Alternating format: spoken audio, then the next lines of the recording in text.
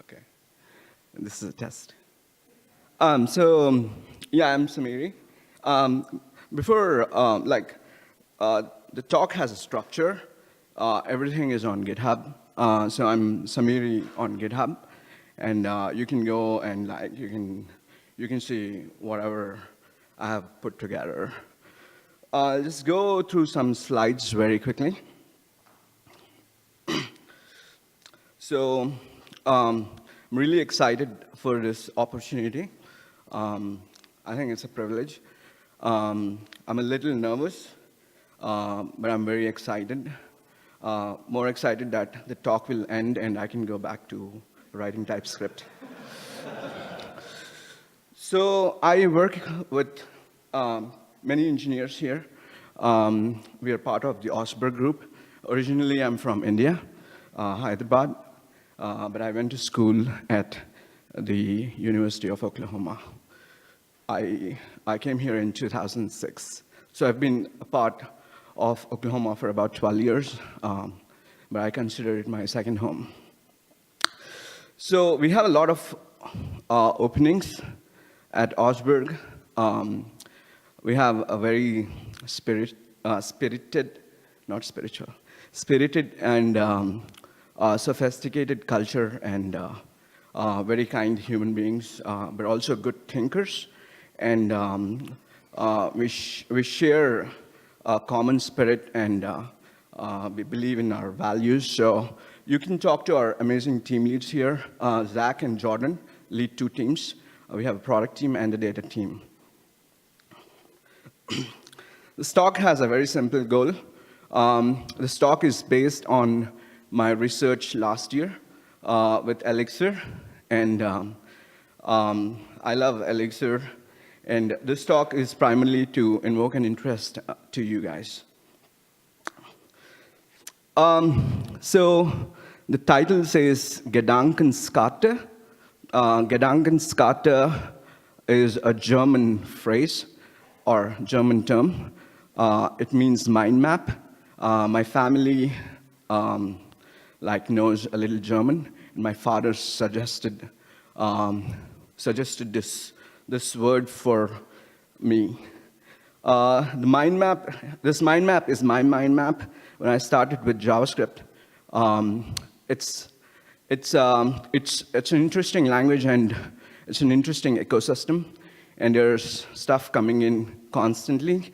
So one day I had to sit down and chart out this map for myself. So it all starts with people, and they're trying to solve problems. And then they have tools at their disposals. The primary tool is the programming language. And each programming language presents a set of paradigms. And then you have some basic principles that keep you going, like do not repeat yourself, keep it simple, small is beautiful. And with every language and ecosystem, and based on the kind of tools you're working with, you have a series of patterns and best practices. And then there's practices which mean engineering practices, like you could write tests, or you don't want to write tests, or you want to do pairing, or you want to do code reviews, or you want to do CI/CD, whatever. These are a set of practices, but they're not essential in doing stuff. And we are supported in every environment with a set of tools and libraries and frameworks. This is all productivity. So my full name is Sameeri Marryboyina. It's a long name. But I'm glad that all of these turned out to be peace, and I love peace. So this is these are two sets of things. This is from Wikipedia. If you go to Wikipedia and go to any language definition page, you'll find on the right side this kind of block that talks about the language, its creators' paradigms, and what kind of typing discipline it has, and what languages it is influenced by, and what languages it has influenced. So this is a neat little cards side by side for me to look at languages and say, oh, okay, this makes sense, this doesn't make sense. So this is all the way from Lisp from 1958 to Elixir 2011. And there's some functional, there's some object-oriented languages, but most languages have a multi-paradigm approach. So you can see object-oriented nature, functional nature. Your application is composed of code that tends to be multi-paradigm in most languages. So for a language is a tool, and we're always trying to think about problems and contexts. And when we write code, we are trying to communicate. And each language has this kind of nature, which starts with philosophy and ends with implementation, and everything in between. And the most important thing about this is languages influence each other. So languages are constantly evolving, and language authors look at other languages. And one of the most important takeaways is people are opinionated. Some people like one language, other people like other languages. And some people are very fortunate that they can work with multiple languages. And then you kind of build a toolbox. So when you write applications, at some point of time, you'll get this kind of system integration, and you want to have two systems talking to each other. And so there's a classical textbook, Enterprise Integration Patterns, and they have given a set of 65 patterns, and they're called 65 messaging patterns, because it's all about message-oriented architecture and systems, and the key construct is message. So if you observe this, if you go to this website, these are all links, and you can go to each one. But here, there's a message routing and a message broker, if I can point it here. So one system that acts as a message broker is Rabbitmq. And Rabbitmq was created out of necessity. There was existing message queues and message-based systems, but they're all expensive. So JP Morgan Chase had to go and spec out a protocol called AMQP. And Rabbitmq was built according to the specification of AMQP. It was built in Erlang. And it was built in 3 months by one engineer. So Erlang is an interesting language. If you go back to our timeline, it was 1986, 32 years ago. Erlang history starts, I'll talk about Erlang history, but it's as old as me. I'm 34 years old. So some systems like CouchDB, Amazon SimpleDB, distributed databases are built on top of Erlang. Some companies like AdRoll, which do real-time bidding for advertisements, use Erlang and very successful. Some frameworks and some systems have been inspired by Erlang and the actor model. If you go to a Java, Scala, or a .NET land, they talk about the Akka framework, which emphasizes building distributed systems. So this is a story that catches everybody. It's called the WhatsApp story. WhatsApp is a messenger application that I use to communicate with my friends too. But it was bought by Facebook for about $19-20 billion. And so everyone's interest was picked because these two guys from Yahoo deliver a product when iPhone gets launched. And now Facebook buys it. What's the architecture? What's WhatsApp built on top of? WhatsApp is built on top of Erlang. So let's dive into Elixir history for a second. This is Jose Valim, and he's a Brazilian engineer, and he's a Ruby on Rails core maintainer.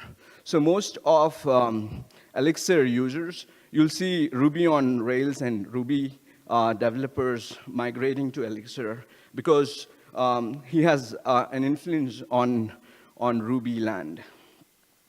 So about 2010, Jose Valim, he has written a book called Crafting Rails Applications. But he's trying to work with multi-cores and trying to understand concurrency, and he wants to like build high scalable systems using Ruby, and he finds that threads are evil, and he doesn't want to work with these languages which does concurrency and multi-core programming. So he spends some time researching alternate languages and systems, and accidentally, very fortunately for us and everyone that uses Elixir, he discovers this language, Erlang, using the 7 languages in 7 weeks books. These 7 languages, 7 databases, 7 concurrency models, all these are from Pragmatic Studio.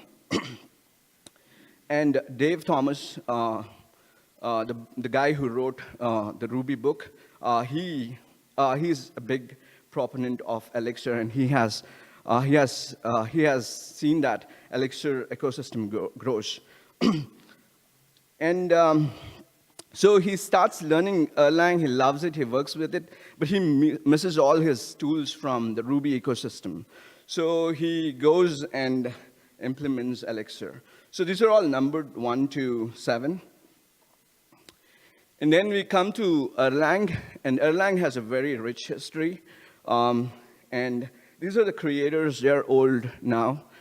They were young when in 1986. So I'm going to, there's about 4 slides of, I won't read this to you, but all this history is documented in a in a paper by Joe Armstrong, one of the creators. These guys are mostly from Europe, so Europe has a lot of Erlang development. So, and there's some resources that I put together. It's on the GitHub if you're interested. So Ericsson is based in Stockholm, Sweden, and in 1983, there's a manager. I don't know how to pronounce his name, but I'll call him Daker. And Daker brought in Mike Williams, and they established a lab called the CS Lab, and it's very historic for Erlang and Elixir programmers. They bring in 2 engineers, Joe Armstrong and Robert Wording. And these 2 guys, their job, what is their job? On the first day, Joe asks his manager, and they say, you have to solve Ericsson's software problem.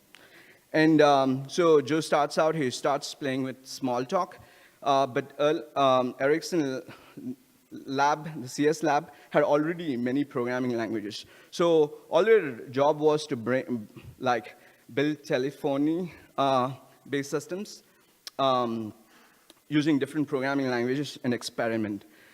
And so Joe and Rob, they both work in parallel, and they work with Prolog and Parlog, 2 different languages. But they work on this, and Joe actually accidentally discovers from a friend. But then they implement this. They want to do Prolog with concurrency, and they end up creating a new language. They didn't start out wanting to create a new language. They just wanted to research. So they went to conferences and asked the same question all over again. It's what happens if many systems are participating and one of them crashes? And so the Erlang's Ericsson's primary job is to program telephone exchanges. And these are before the internet. And so telephone and having telephones and having the calls and having the systems running all the time was very important. So Erlang is based on its previous predecessor, Plex, but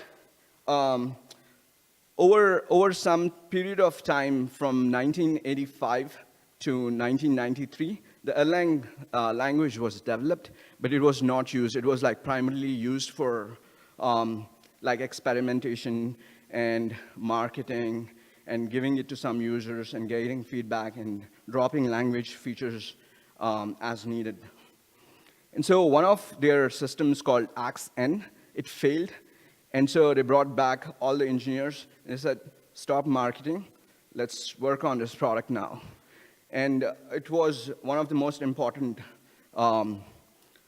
point in Erlang history.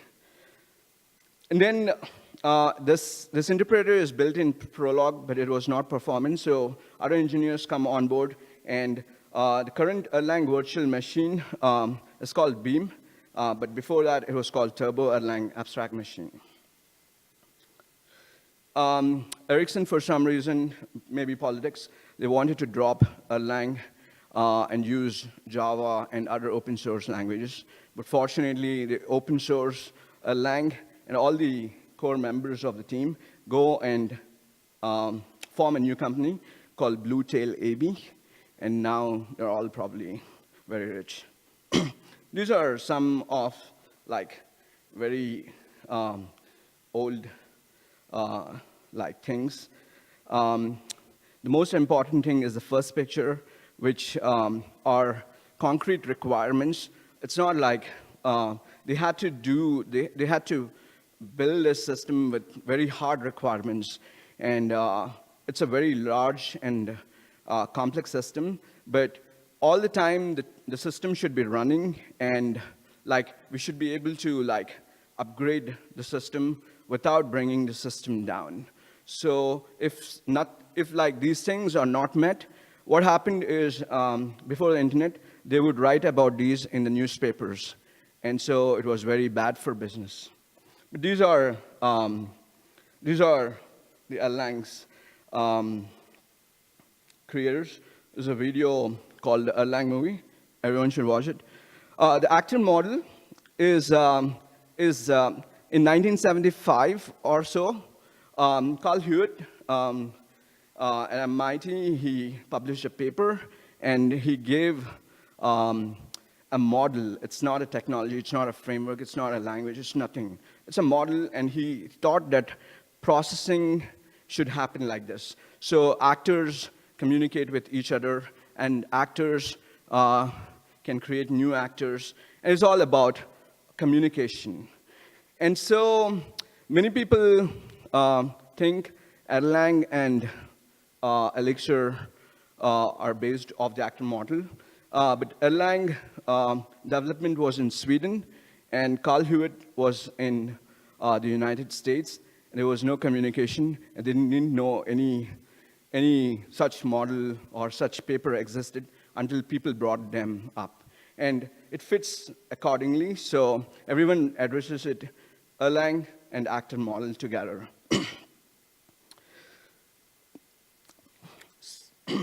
So now, I just wanted to show you this stack. This is the runtime.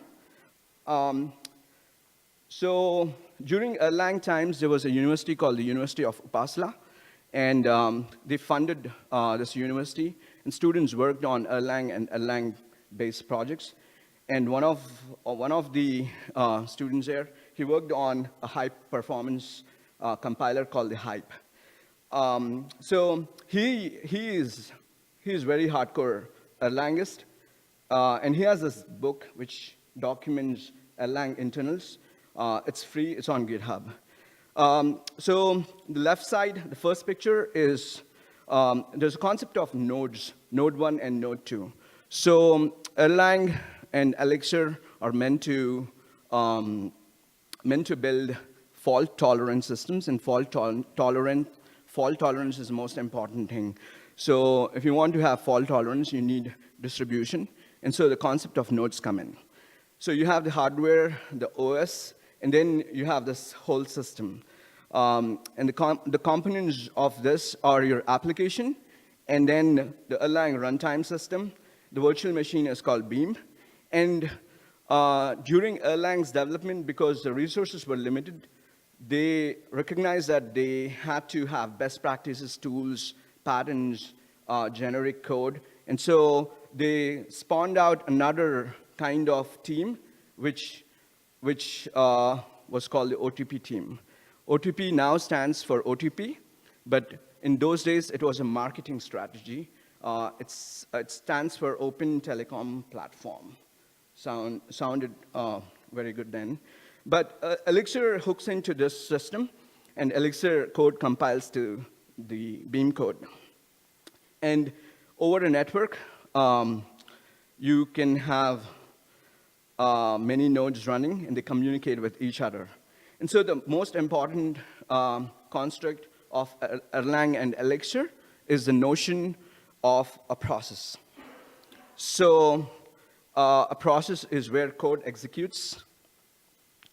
And this is what enables Erlang's and Elixir's concurrency. Whenever I talk about Elixir, I also mean Erlang. Whenever I talk about Erlang, I mean Elixir too. I think both should be like hand in hand and learned or used. So a single process by itself doesn't mean anything, and you cannot build like fault-tolerant systems. So you can link processes, and processes can observe each other. If one fails, the other fails, and that's the story. But we want to be able to bring systems back to life, and so the OTP framework and the ecosystem provides us with things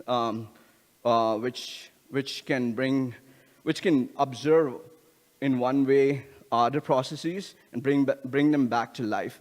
And so you have like things called supervisors and the supervision tree. Okay, so I'll just go back to console. It's kind of a little in my way. Sorry. I'll refer to stuff like this. So don't mind me going back to my Visual Studio Code. And I'm a JavaScript developer. I use Visual Studio Code. Oh, shit. I didn't want to do that. That's, I'm trying to remember what and which state I'm in.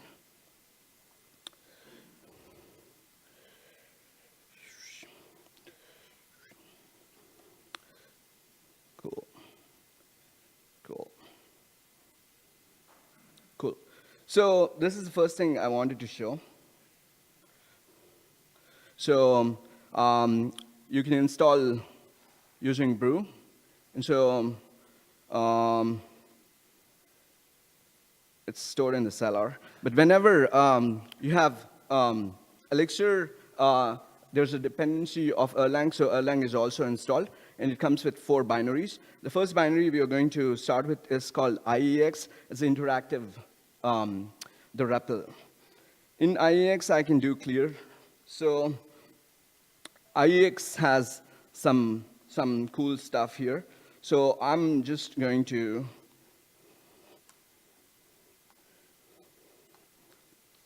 I exited Iex. So Iex starts out with like this. This is called the banner. And you can see that it's built on top of Erlang/OTP version 20 and on the ERTS, the Erlang Runtime System 9.2. And this has been compiled so that it can take advantage of all 8 cores, which are logical cores here. And as I mentioned, the hype performance performant compiler is also included. If I wanted to exit Iex, I can say Control-C, and I can choose abort or Control-C. Let me start this again. And so here, the first interactive Elixir, we're using 1.6, and I can use a command that has been indicated here called H. So these are called the Iex Helpers. And for example, I use the helper.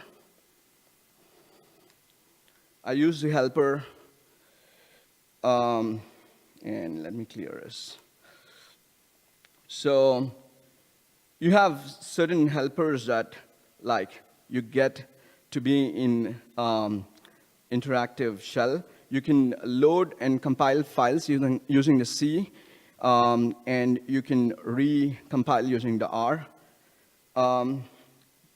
So whenever I'm going to type something, sometimes to like lose track of time, I'll do like this.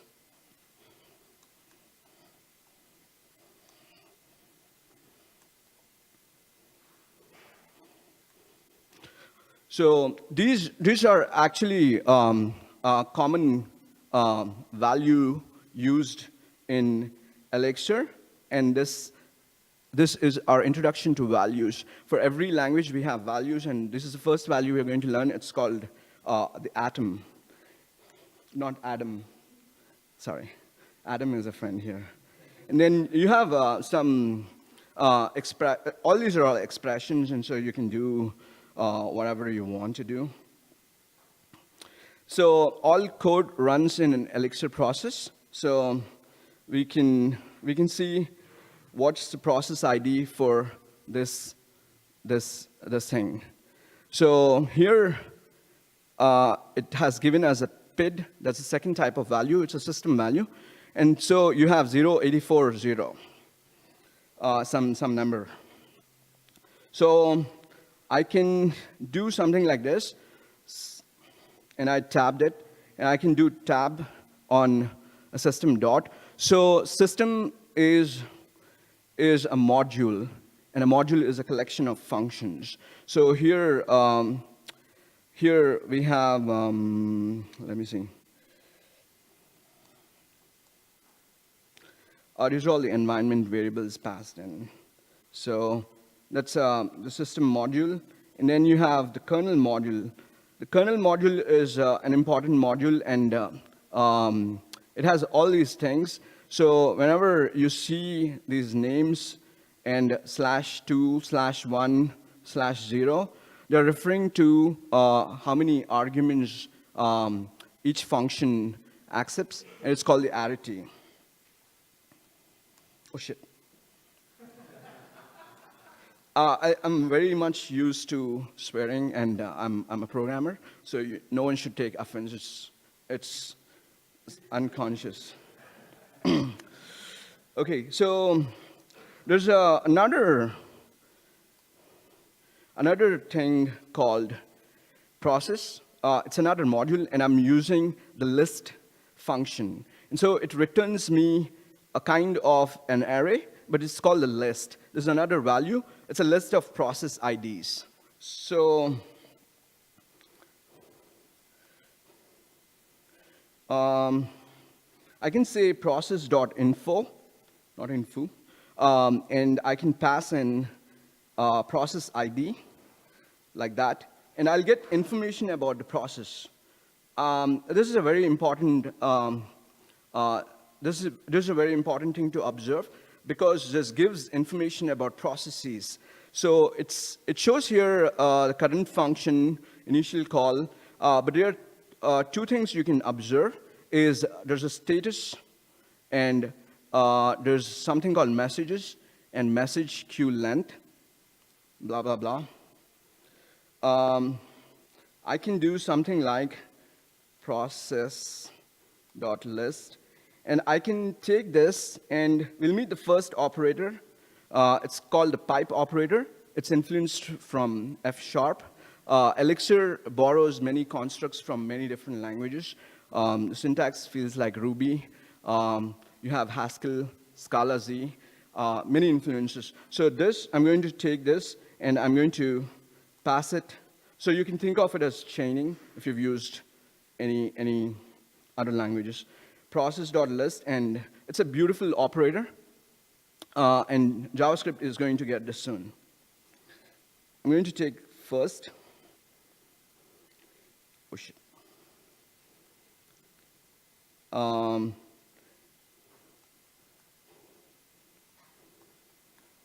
Shit. must guard myself not to say so many things. Did I do something wrong?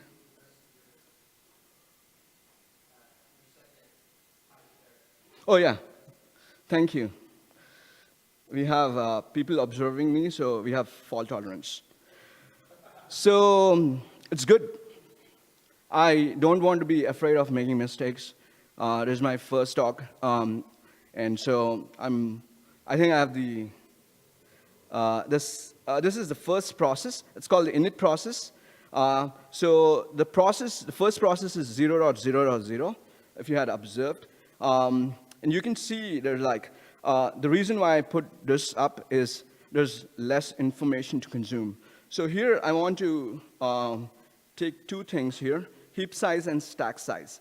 So a process is a construct inside the language environment. It's not the operating system process. So it's not heavy. It's very lightweight, and it consumes less memory. It's easy to create and easy to destroy. So, yeah, go ahead.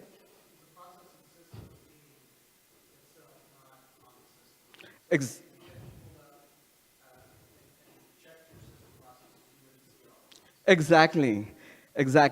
You wouldn't see all the system processes, which brings us to this thing. So Erlang and Elixir both are you can interop with them. So I'm using a special notation called :observer. Since both compile to the same bytecode, they have different conventions, but :observer stands for I want to access Erlang's observer, and I'm going to do this. So hopefully everyone can see. So this observer is a very interesting tool, and it shows us a lot of information about the system. So here we can see that processor board size, blah, blah, blah, atoms, processes, ports. This is all Erlang's vocabulary. So this has nothing to do with the operating system. As we have seen in the stack, Erlang runtime is on top of the OS. So here, oh, that's interesting. So one important thing is called no node at no host. This is the name of the node that we are in. So here we can see the list of applications that are currently running. What are ports? What are the processes? And so this information we have observed in the Iex, but you can also see here. And so functions are the units that run code. Modules are the units that organize them, group them together. So I'll go back to this application, and here is something called supervisor. So I'm just going to kill this process. And it's asking me for a reason, I don't care. But you can watch that and see that it has come back up. So the supervisor has brought the process back. For some reason, it was dead, and now it's brought this back. Okay, there's an interesting thing called trace overview. So I'm going to go to processes. And so since Iex is a process,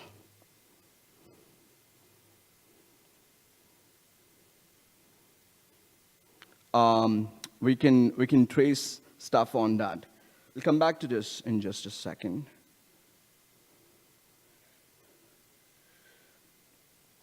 So lists are marked like this. Then you have something called tuples.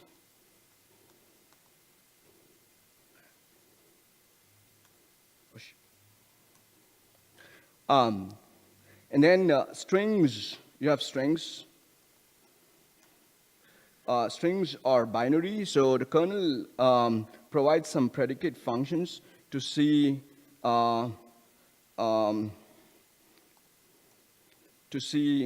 like what's the type. Like there are types, but explicit typing is not there. They are dynamically typed. It's interesting noise. Oh, OK. So here, this is my cheat list. Blah, blah, blah. OK, blah, blah, blah. There is an interesting thing here. So here you have a group leader and links. So processes can be connected, as we have discussed. And so process connections can be made, and that we can observe here. So I'm going to clear. Losing what I want to say. Oh, OK. So there's some basic concurrency primitives. Let's copy this guy, if you don't mind. So we just created a new process. The thing that goes in here is an anonymous function, but we created a process. The process, we can capture this process. I didn't want to copy that.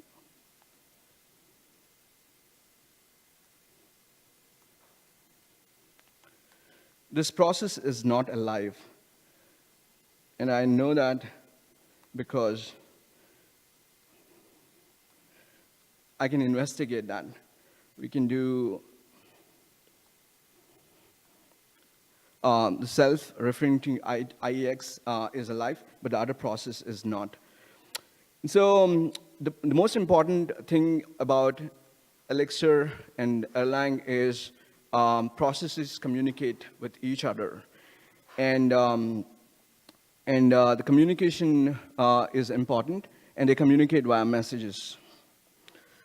I just did a Control-C, and you can see here there's a lot of information, but I can do P, if I did that correctly. And you can see all, like, a lot of information has passed through. This is all, like, information regarding processes and stuff. I'm going to go back to here. So this is all the code on GitHub, whatever.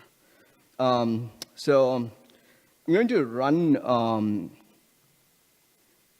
this command called Elixir, and I'm going to,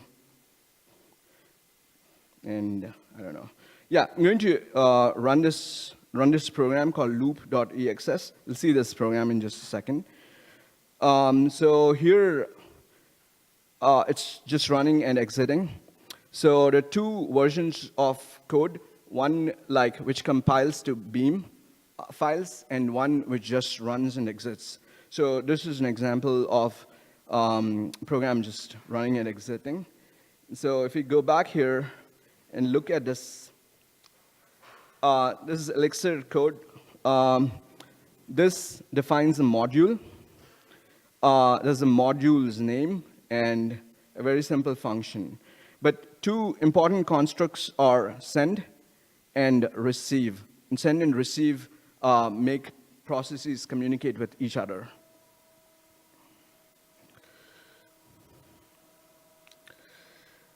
Let's go to some simple code examples. Here, this is a very simple module. It has a set of functions, not too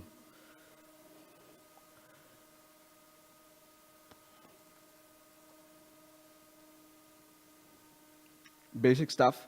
So what it does, it just prints to the screen, right? But we can observe common constructs, which is like you have a private function. This is the documentation syntax used in Elixir called here docs.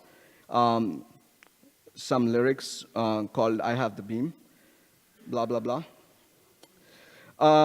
So important information that we want to derive is I'm going to run an example called. So this just ran a program. It's called the fizz buzz test, commonly used in interviews. So we want to spend a little time here because the nature of Elixir and Erlang is they're functional. And so we'll come back to my shell. And so if I say A equals 1, most languages, this is an assignment operator, and you cannot do this. This symbol is just a symbol, but it has a different meaning in Erlang and Elixir, and it's called a match operator. And so Elixir code is based off pattern matching. So let's walk through this example. It's very simple. So here we have a new kind of value that's called range, and we just take the range and pass it to a set of modules that you can have in any language, like which has enumerables. Enum stands for enumerable. And so the range is converted to a list, and is all piping. And we are using an anonymous function. So we take the range of 100 values and make it into a list and map it to this fizzbuzz function, which is another anonymous function. It just says, I want to, like, if you look at fizzbuzz, you want to pass, there's a lot of conditional programming involved in other languages. But here we have a simple pattern match where if it is divisible by 3, 5, and 15, and so you have different kinds of output. So what we are doing here is, if I'm sending a value called x, 3, so let's start at 1, 1, 3, 1, 5, and 1. And so this match will fail, and this match will fail.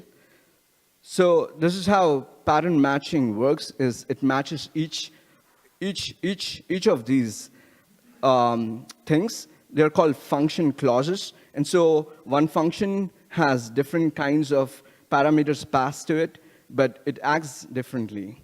And so this is the way code is written, mostly in Elixir, is through pattern matching. This is the biggest thing I've learned in Elixir. And it's very clean. I don't have to write if-else statements and stuff like that. So you could do pattern matching on various things. Want to check on time. Oh, 12:17. What time do I end?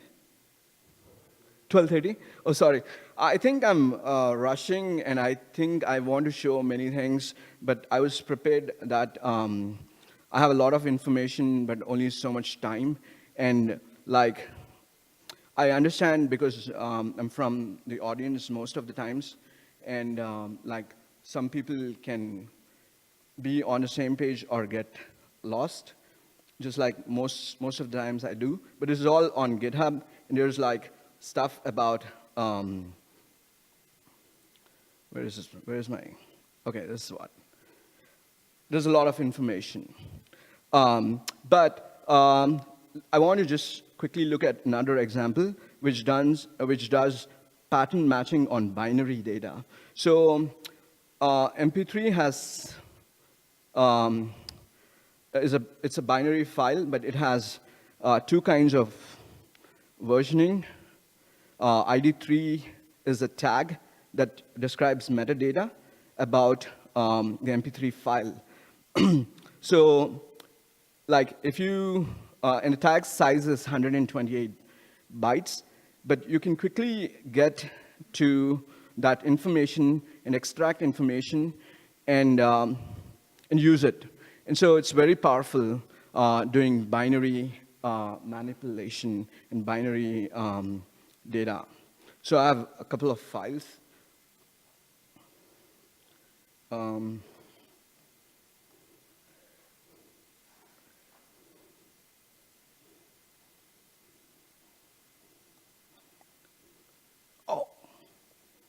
that's strong.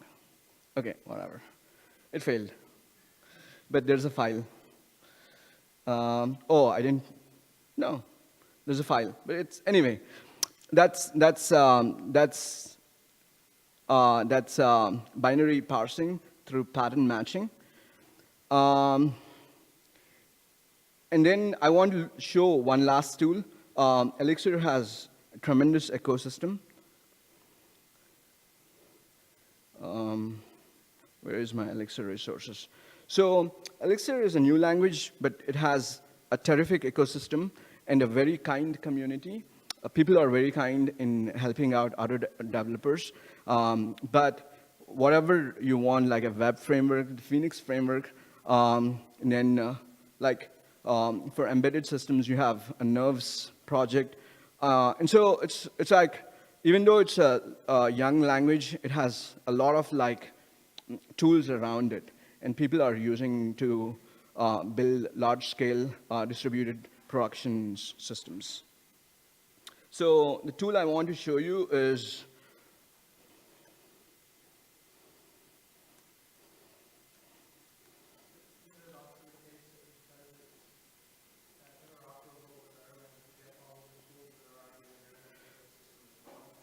yeah. So I have to repeat the question. So the question, Alex.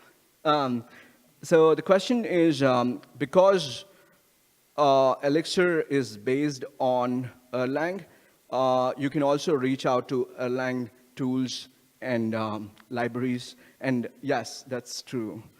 Anytime when you have a virtual machine and you have an intermediary language, like the .NET community or the Java virtual machine, you can reach out and interop with other libraries and take advantage of those. And Elixir encourages us to do that. Is if there's any Erlang implementation, just use that. So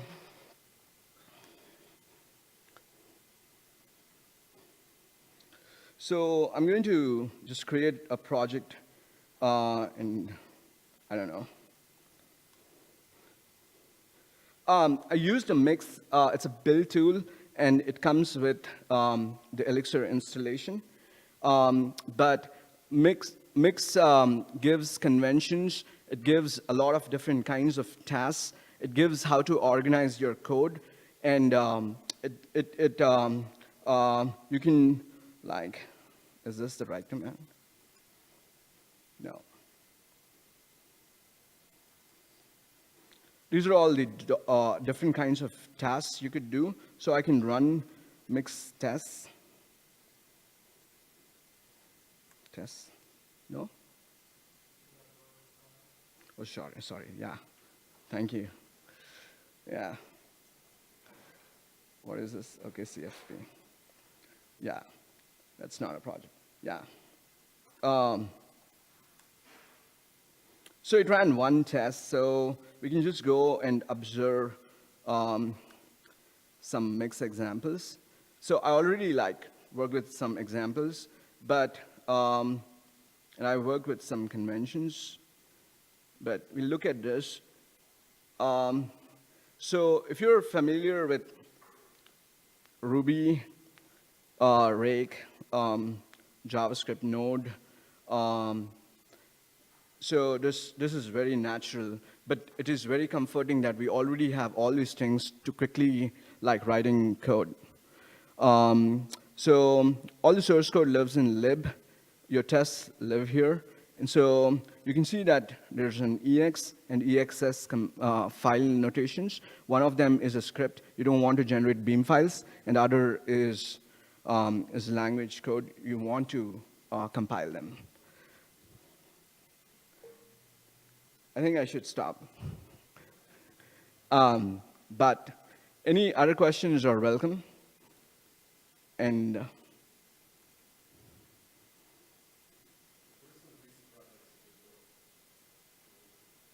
what are some recent projects I've built or were built?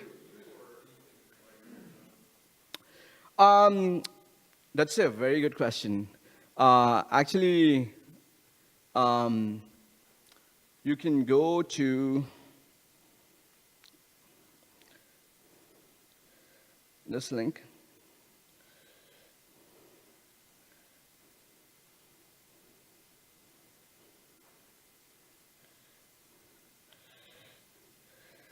This is the Elixir forum, and many people and everyone participates with great enthusiasm here. And so, you can look at, if someone builds a new app or a new tool, they would most definitely post it over here.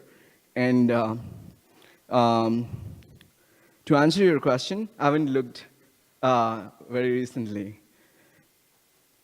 But there's a resource that we can find that information. Elixir and Erlang, both are open source. The most important thing is the documentation. All documentation is consistent, and it's very sophisticated and easy to navigate. But you can generate this whole documentation using the same tool that these guys have used. It's called Xdoc. And so, everything should feel familiar from one library. Or any other questions? I just got started. So Elixir was on my learning radar. And then a series of events occurred, and I changed jobs.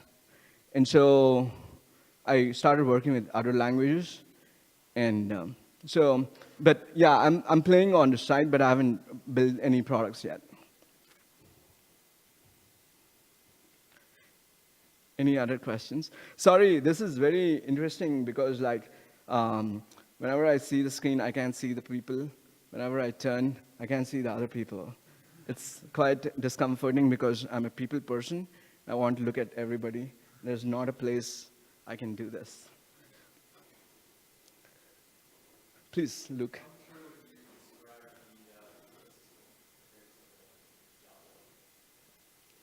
Oh, can I compare it with Node? I haven't worked with Java. So yeah, because it'll be unfair. But yeah, the ecosystem, so this is Hex, the dependency management repository system. So you can see that there's only about 6,365 packages that are available, and other environments have a lot of different kinds of packages, and people are publishing packages. So what kind of a system would you like to build? Based on that, we can answer the question. Yeah. So let's say if someone was interested in embedded systems or IoT, there's a project called Nerves, and probably you cannot get such a system in other languages. So let's take Node and Node's concurrency for a second. And each time the node runs in an event loop, and you get a request when you're building your web applications or any kind of applications. If you try to write some code that blocks the event loop, then other requests cannot be processed. But with Phoenix and Elixir, what happens, each time I get a request, I spawn a new process. And so there's at a point of time, hundreds, thousands. So the scale level is high. And so I cannot, so that kind of things are not present in Java, in my opinion. I don't know. Other languages like Scala with Akka and things, they have taken this approach. So I recently started Scala, as you know. And so they have Play framework, and I think it runs on top of the JVM. But I don't know, to be honest. Yes. So Elixir is really good at concurrency and having a lot of processes running upstream, testing down a lot of processes at the same time.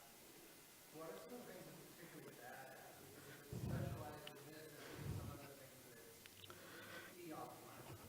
Yeah, that's a great question. So we'll come back to this. I'm a developer. I want to solve this problem, and this is a kind of a problem. And so not all systems are equal. So if you want to write system-level device drivers or any kind of system-level programs, you'd like to use C, C++. Most teams use that, and then Rust, but not Erlang and Elixir. If you, sorry. I've heard that it's particularly bad at computationally intensive things. Exactly, and it's because of a reason. The language was created to solve one problem. The telephone exchanges, like you just want to have a lot of them, and you just want to pass quick messages, and they're not computationally intensive. So, like, like you're absolutely right, and so it depends on the context and the nature, if that makes sense.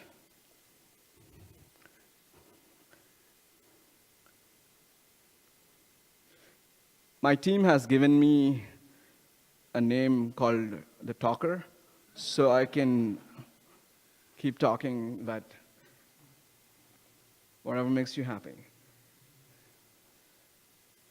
I think the whole point of this talk is languages are beautiful, and you're trying to create programs and products. We just need to learn and have fun with them. And I like to learn new languages, and thank you for having me here. If you want to write to me, it'll be sameeri@osberg.io, or you can meet me in person, and we can grab lunch. Thank you, guys.